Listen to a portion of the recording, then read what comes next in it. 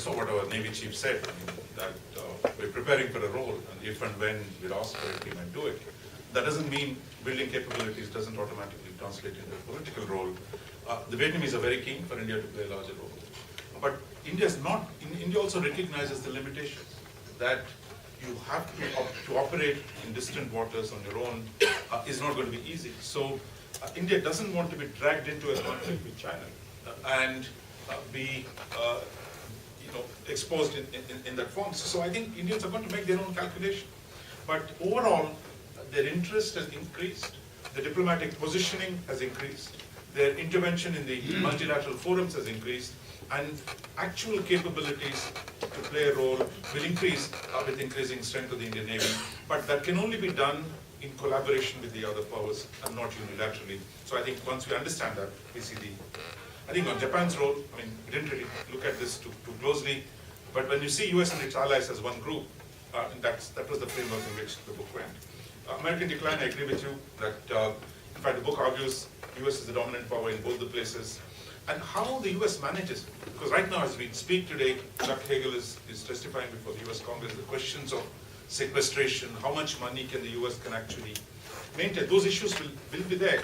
But I think for the foreseeable future, it will be bigger power than India and China, and that's why it has an influence in terms of how, somebody say it might elegantly decline over a longer period of time, but how it declines is going to be interesting, and how that changes the balance of power is also interesting. I think Panikar's book, I think each time I read it back, I think it's a fabulous work written in '43, because many of the arguments laid out, like before India became independent. Today, the question of Indian alliance with the US is widely debated. Panikar, in fact, talks about an independent India working with Britain to secure this part of the world, largely continuing the Raj legacy. He talks about India and the regional powers working more closely, and I think you already see some, in a proto sense, India and Indonesia have a defense framework agreement. The problem is both of us are so slow to get anything off the ground. I think, but in the long term, it makes sense for India and Indonesia and the other regional powers, both as an alternative to great power hegemony, and as a way of not allowing the situation to be limited to a US-China framework, and that having a regional power coalition could interestingly produce outcomes that are different. But that's all work in progress. I mean, I think we are still some distance away. Largely on Sri Lanka, I think when Kanti said, look, it is an imagination to think of India-China rivalry, and I think Sri Lanka knows how to play. For Sri Lanka, it's not an imaginary argument. They know that they can get a rise out of Delhi every time they say, look, you don't give me arms, I'll go to China. You won't do this with me, I'll go to China. But that's something India's neighbors are learning to play. In some senses, China is replacing the West as the potential partner to limit. Nobody loves their big neighbors, so I'm not surprised that Sri Lanka's have problems. But nobody can also ignore geography.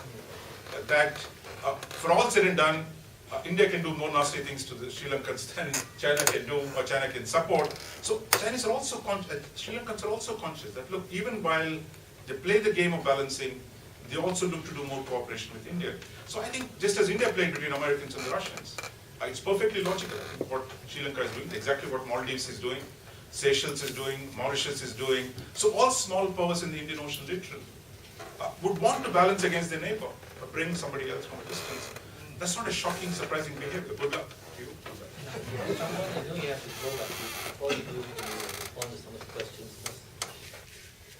Yeah, I'd like to reiterate the point I was trying to make, that yes, Indian history, Chinese history, Britain are one of the continental powers.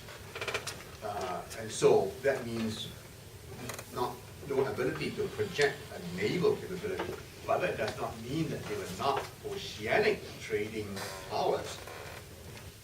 China, from the time of the Song, was a major trading partner, power in the South China Sea, and that continued right through the Ming and the Qing. Both the Ming and the Qing were major consuming societies, capitalist societies, that were very dependent on the South China trade for that supply of things to keep their lifestyle. Likewise with India, it never projected power, but from the time of Ashoka was a major trading influence in Southeast Asia, and contrary to Panikar, the Portuguese did not close down that trade and dominate it, But that trade, in fact, blossomed, boomed during the early modern era, right until the 19th century, simply because Portuguese and Spanish silver enriched the Malay sultans and gave them the money to buy more Indian textiles. There was, in fact, an economic boom in India during that era. So, Panika's idea here is that you look at it, the Portuguese dominated the ocean because of their naval power, and therefore India after 47 must similarly develop a naval capability to defend the oceans. I think Panika here was a bit of that Khazarian legacy there. So I think we need to separate the two here. And I go with Anji, and I don't know whether you go, that if we can separate the two of trade, of globalization, from the need to protect that trade and the naval power for domination in the Mahanian sense of the ocean, then I think we see a way out of this bind. Otherwise, we'll constantly, the old history, perpetuate the Hollywood of Greeks beating up this evil Persians, and the Romans protecting the Mediterranean, policing it as public good. That never was the case in the Indian Ocean or the South China Sea.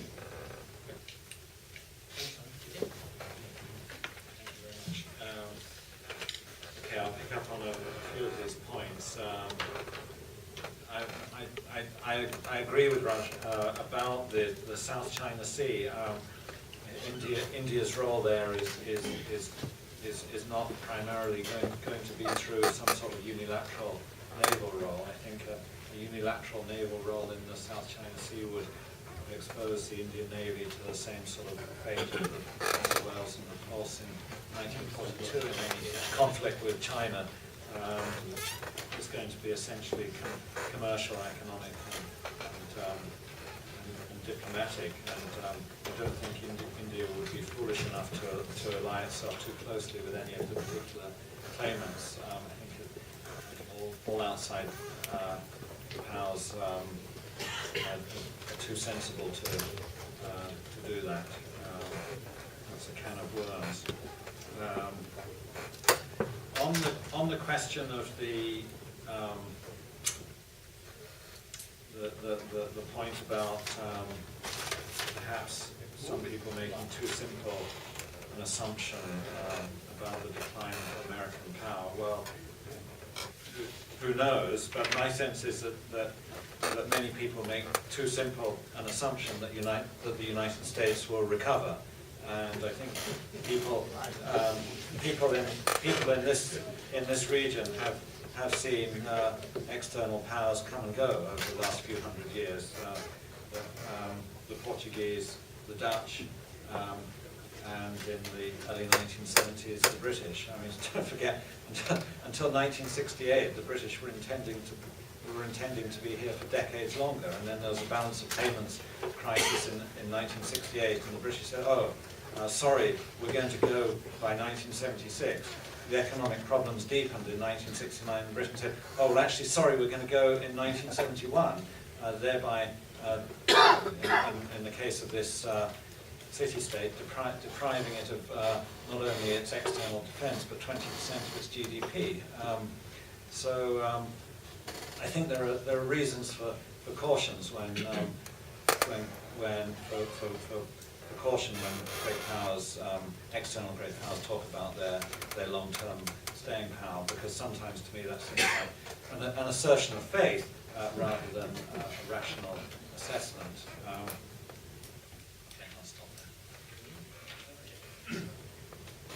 Well, a lot of this China, India, United States, and of course, Raja talked about China, India, United States. But of course, the United States will remain a great power, even despite its relative decline. But I don't know what role the United States can play between China and India, such two great powers.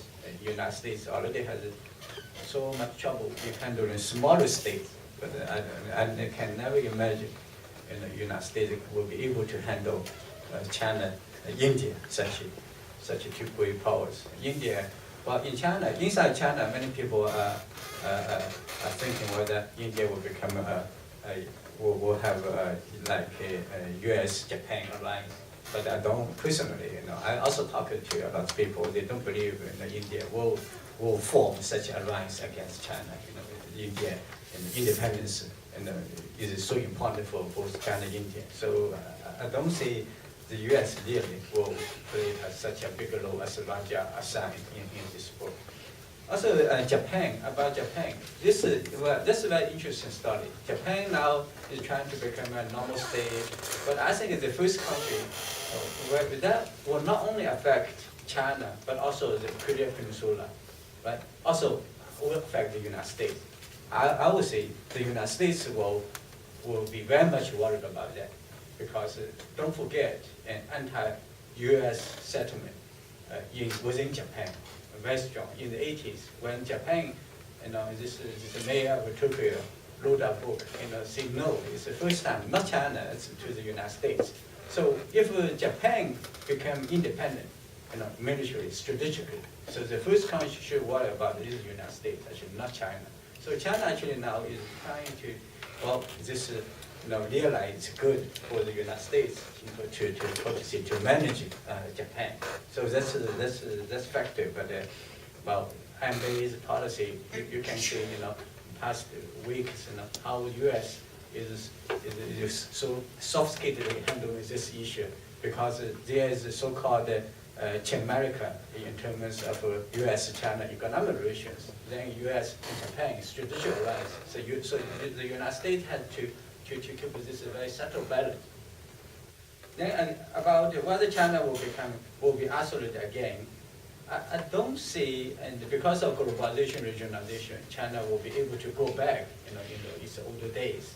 But still, I would say, when China became a more Chinese economy, because since the open door and the foreign policy, Chinese economy was export-oriented. But now, when the government focuses on more domestic consumption, so China will be able to reduce its reliance on external market, particularly the United States and Europe, a bit, but it will not go back to be isolation.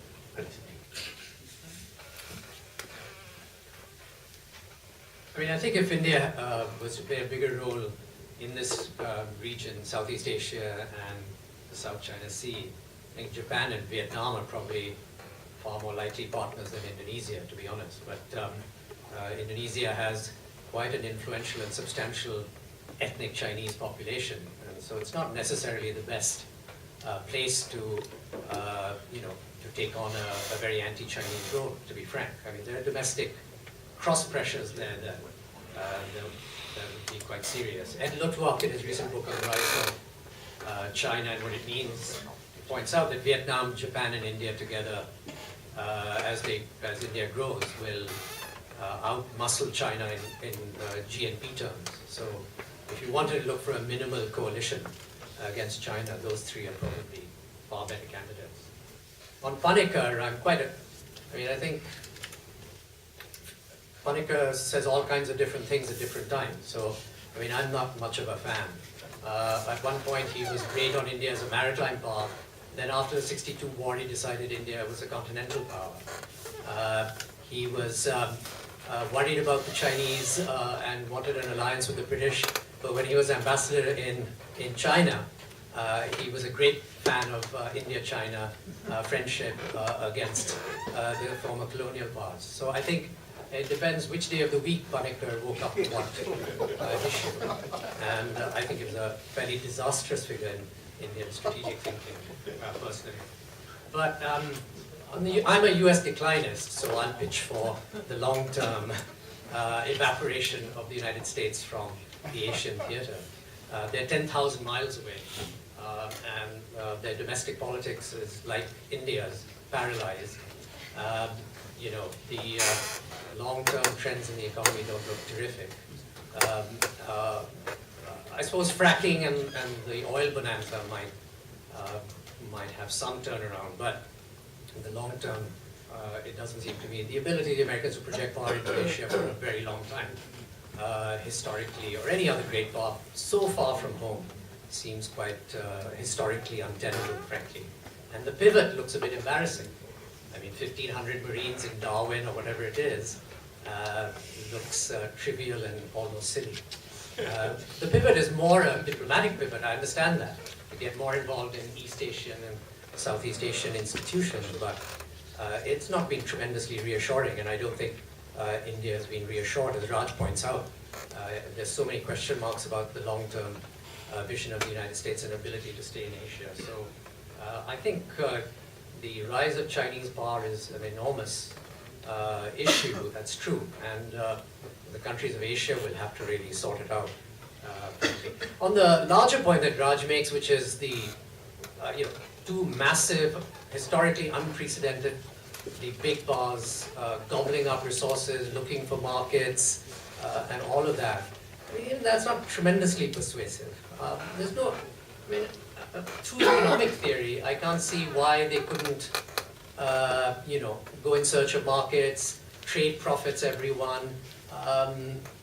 If you take the view that there are a finite amount of resources on the planet, and that that finitude is coming very quickly, and so therefore they'll be scrapping for whatever's around, then yes, maybe there's going to be great conflict. But the fact of the matter is that we seem to be quite a distance from that. They're in search of food and energy and strategic minerals. The Chinese are probably the biggest strategic mineral power on earth today, so it's not clear how much they need to forage outside. Even if they want to build up a strategic reserve of their own based on internal capacity. India has a much greater need for strategic minerals and has to go out and look for it. But there's an asymmetry there that may not play into conflict. On energy, if the Americans exploit all their fracking and shale and all of that, and by the way, China now apparently has massive reserves itself. China's problem is they may not have enough water to exploit its shale, but if the Chinese exploit their domestic sources as well, the world may be awash with oil and energy, not the other way around. So, I mean, it's still a very open game, and there's no necessary zero-sum competition between India and China on that issue either. And I think the same goes for food. India has 2.5 times the arable land of China. If Indian farmers were as productive as Chinese farmers, we would be exporting food to China. India would be one of the bread baskets of the world. So I think, even the food problem is exaggerated in terms of an India-China competition. So again, I mean, I just raise some skeptical questions about the ineluctability of India-China conflict on all these dimensions. Thanks, Nancy. I see a few hands. I'm going to take this last batch of questions. I think I'll start from the left. Nancy, Surya, and you, and then Sanjay. We drew a lot on the classics today. Another classical historian, Thucydides, had said that